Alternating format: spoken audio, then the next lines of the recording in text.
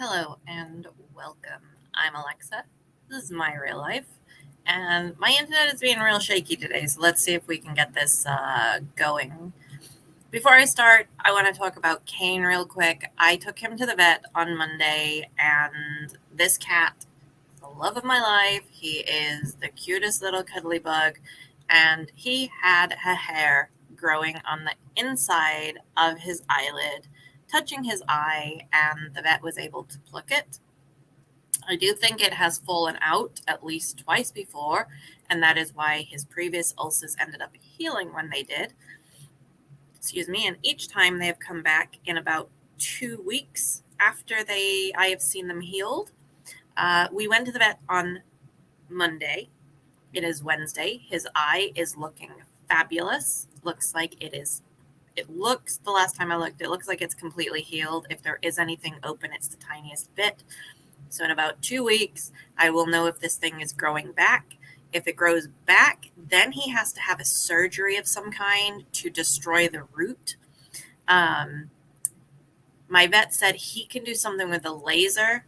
It's cheaper, but it can get a little ugly looking. I don't entirely know what he meant by that. And then there is a specialist vet that goes somewhere about an hour away from here. My vet is about 30 minutes from me, and the specialist is an eye vet.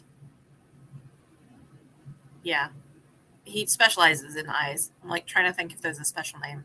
They're not. I don't think they're ophthalmologists. Maybe they are for animals. I don't know. Goes about an hour away. I believe he said he's down in he travels, so he's in that location. I think he said once a week. So in about 2 weeks, I'll know if I have to decide which one to do. He did say that's a lot more expensive, but it might be a little prettier end result. I think back on this cat. This cat has winked at me with his left eye, off and on his entire life. I have looked every time. I've never seen an ulcer. I've never seen the cloudiness before March of this year when this whole ordeal started. But it does make me wonder if he has always had this, and when the vet, it's so cool, they use these like tweezers that have a little really curved end, so it's much more blunt. And they had one hold his little head. Oh, he was such a good boy for the vet. I was in the room while they did it and so impressed with him.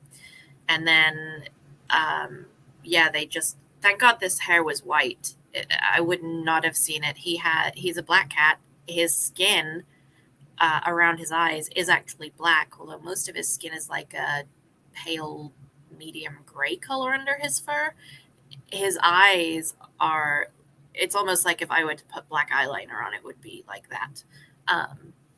So this one little tiny white hair I was able to see it when I looked. And maybe in the past, it hasn't been visible like long enough. So I do wonder if he's had it for longer and I just haven't seen it. And it finally got to the point where it was insulting his eye so much that the ulcers started. But the good news is, thank goodness, I am so grateful. His eye is, in 2 days, it's basically healed up. So this hair was what is causing the issue. Like, it was making it and keeping it from healing. So we're going to knock on wood.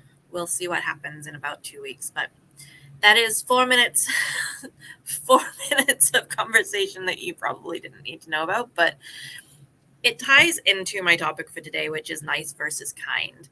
My cat hates the car. And when I say hates the car, I have had 4 different cats. And this one, I didn't even know this was possible, how worked up he gets in his, I mean, I did rationally, but I've never seen it before with a cat. And until you experience it, it's like, oh, well, it's not that bad, right? It's bad. He gets so freaked out.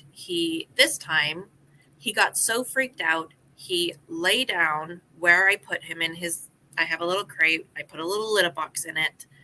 He lay down and he didn't move even when he needed to poop. He just froze. This hasn't happened. In the past, he's gotten into the litter box. So this is a whole new level of stress for him. He doesn't understand why I did that. He doesn't understand that I was trying to be kind. Because if I had not taken this cat in, that hair would have continued to hurt his eye. The nice thing to do would have been to not put him through that stressful experience and smile on and be like, okay, yeah, have a nice day. Enjoy your sore eye. The kind thing to do was to take him in, even though he doesn't understand, because in the long run, this should help him stop getting these ulcers. It should, if he doesn't have an ulcer, his eye is going to be less likely to be infected, right? If it doesn't get infected, it's less likely to harm his vision.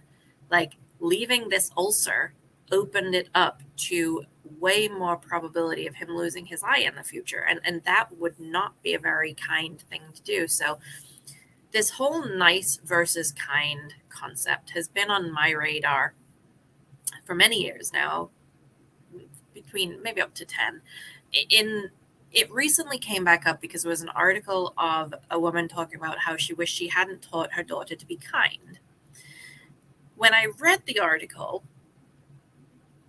that's not what she was actually saying. And she even closes the article by saying you can be kind without being a people pleaser and letting yourself be hurt. So what was happening is her daughter was being nice to a very challenging classmate and was being steamrolled by bad behavior by this challenging classmate. And every time she had tried to talk to her mom about it, her mom was saying, well, some people can't cope, some people have issues, some people need help. And you're just trying to encourage her to be nice to the kid. And it got to a breaking point, and this poor daughter broke down in tears, said, I can't do it anymore. I don't want to do it. And this is like kindergarten level. I think she said 6, 7 years old. So, I mean, we're still talking quite young. And the concept of nice versus kind was best summed up in an article I read they called it West Coast nice versus East Coast kind. And in this article, they were saying, and I've experienced similar. I've lived in LA and I've lived in New York City. And I have experienced both of these, and I understood what they were saying, whether I agree with their language. So, on the West Coast, they were saying people will smile and be like, have a nice day, and be nice to your face. But they aren't there to help you when you need it. In New York, you will get cussed out, told you are stupid, why do we even have this on the subway, at the same time as the person is carrying your suitcase up the stairs for you, right? A suitcase at rush hour, what are you doing? Why are you even doing it? What are you thinking? They will tell you what's on their mind while they help you.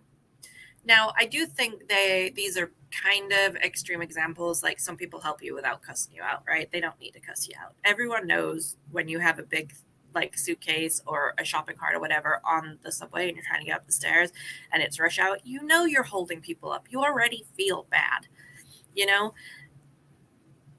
This concept of being kind, and what I say, and to be kind to yourself at the end of every one of my videos,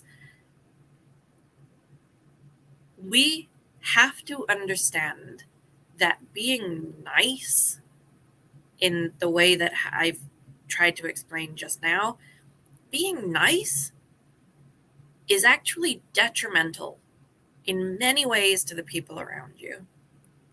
Being kind includes having hard conversations about tough situations and ensuring that boundaries, rules, responsibilities are all upheld. When we think about parents and their children, One of the kindest things you can possibly do for your child is to set certain boundaries. Things like bedtime, getting them up at the same time in the morning, having a schedule. Children need, and this is a physiological need, they need a certain amount of sleep every day. As they get into their teenage years, you're going to have less time enforcing their bedtime, but as a young child, let's say between birth and 10, you're going to have more time, more ability to enforce bedtimes, things like timeouts when they're naughty, to reinforce good behavior. And I don't think any child likes being disciplined. They'll probably tell you in some way, shape, or form that you're not nice and they don't like you anymore because you were mean to them for putting them in timeout. But you have to do it. There are multiple reasons why you have to gently and steadily and, I'm looking for the right word here, and I know what I mean, consistently. You have to consistently uphold certain rules like the bedtime every day and getting up at the same time, and chores if you have the age appropriate chores. As a part of the family, you're going to do chores. You have to make sure that if they're hitting their siblings, they get a timeout and they know why they're getting a timeout, because hitting people isn't nice. And if you don't start early, at what age does it go from, oh, a kid just being a kid, to completely unacceptable behavior and they're going to go to jail? Because a child, and I'm talking a 12, 13, 14-year-old, they are still children. Their brains are still developing.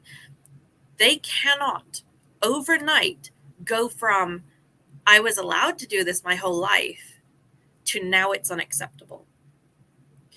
The kindness we do as caregivers is to maintain the rules and the consistent discipline from the beginning. Now, you can extrapolate this from being a parent. You can extrapolate it into being a supervisor at work. You can extrapolate it into work with your friend group. Like, you have to make sure you have boundaries, and you have to make sure you are consistent in how you uphold societal norms and societal boundaries and the things that you want in your life. You can't send the mixed messages. I really feel that learning this distinction, especially for little girls and especially for trauma survivors who were people pleasers. So I have been a pacifist pacifier my whole life. I am not a fighter. One of my sisters is much more of a pacifier like me, and one of my sisters is a fighter. And the sister and I, who are much more pacifiers, we became people pleasers. And that carried over from our childhood, trying to please our mother.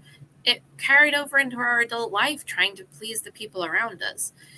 And we put other people's needs ahead of ours. I shouldn't speak for her. I'm talking for myself, but I see a lot of parallels with my sister. So I put other people first, whether it was at work, whether it was in friendships, whether it was in my family, right? Whether it was in relationships, wherever I was always putting other people first. I was trying to constantly be nice to people to make them like me, because that was the end goal. Because if they liked me, they weren't going to be mean to me.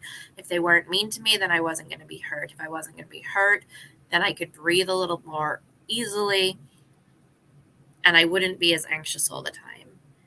The problem is, you cannot make other people happy. You can bring them joy occasionally, but at the end of the day, you can't make people happy, and you're never going to make anyone happy all the time. Even if you bring them joy sometimes, it's not going to be all the time. It's impossible. You're not going to be able to do it. So I was never going to get to the point where I could breathe more easily because people liked me, because I knew that something would happen that would then set me back to the beginning. breaking that cycle, this realization over the past 10, 15 years that I did not need to be nice to everyone. I did not need to suffer unacceptable behavior. And I'm talking about even just little disrespectful things. I have a right to say, no, that's not okay. Having that right and being able to maintain my own boundaries, while also leading with this knowledge that it is a kindness, not just to the person I might be correcting, but potentially to the other people they interact with as well. One of the things that I have found in my career over the years is that if there is an issue that I am worrying about, it is almost guaranteed that other people around me are also worrying about it. That involves concerns over new things coming down from above, like you're going to do these new duties and this is how we need to do it. We're changing this process. Concerns, right? Whatever it is. It could be concerns about other teams not pulling the weight, other people on your team not pulling their weight. It could be concerns about you not being up to speed, right? Whatever your concerns are, if you're able to address them when they're little, and this is one of the best things I've learned from conflict resolution. When you address a conflict, a potential conflict, the second it comes up, when it's still tiny, it hasn't had time to grow into a big monster in your brain and your emotions, it's much easier. You can much more easily say, hey, I didn't like that comment at team meeting today. It seemed a little XYZ, and you may not know it, but I'm, in one instance, I told someone I am an immigrant. I'm not an American. And the comment you made was kind of disrespectful. They didn't know. They didn't understand. They didn't have knowledge that I was able to share with them. And I myself have been on the receiving end of little things where someone has, I remember one very specifically, and this must have been in about 2011. And someone I was friends with, but we were still kind of new friends. They said I did something and it was hurtful to them, and this was why, and they knew I didn't have this previous information. So they just wanted to tell me because they had been a little hurt. And when they first said it to me, I was so shocked because no one had ever been that direct, that calm, and in a very weird way, kind. The way they were able to very calmly tell me what had happened and why they were upset. And to also say, I know you didn't have this information, and if you had, you would have realized. My first initial reaction, I was hurt. I was like, oh my God, they must hate me now. And all of my own personal issues came up. But as I was able to let my amygdala calm down, start thinking rationally, I was able to understand that what they had done was actually a kindness to me. They had directly and calmly and simply given me information that I didn't know. And if they had held that in, I would have continued doing the thing that had been upsetting them. I would have unknowingly been doing it. Instead, we were both able to change and adapt. And I have taken that lesson. 13 years later, I still remember it. And it ties into this concept of kindness and maintaining boundaries and being allowed to maintain my own boundaries with other people as well. It was a model behavior that I have been able to model my own behavior and to teach myself how to do. Not perfect. I'm still working on it. But I hope that this has helped to explain why I say to be kind to yourself, because when we start with being kind to ourselves, at least for me, it ironically has helped me have way more empathy and understanding of other people and their true humanity. They are just humans, just like me, by understanding how human I am. I hope my internet has been good enough that this has recorded. It didn't seem to show any glitches as I was doing it. It is Wednesday, July 3rd here. So if you're in the United States or if you're elsewhere but you celebrate, happy 4th of July. And to those in the UK, there is an election tomorrow. So I encourage anyone there eligible to get out and vote. It is our right and it is a responsibility to be able to have our voice counted in elections. There's a big one in November over here in the US, and since I became a US citizen, I have not missed any elections from school board in my city all the way up to the big national elections. So I'm excited to be able to fully participate, as is my civic responsibility as a citizen. So if you made it this far, let me know your thoughts on nice versus kind. And as always, yeah, be kind to yourself.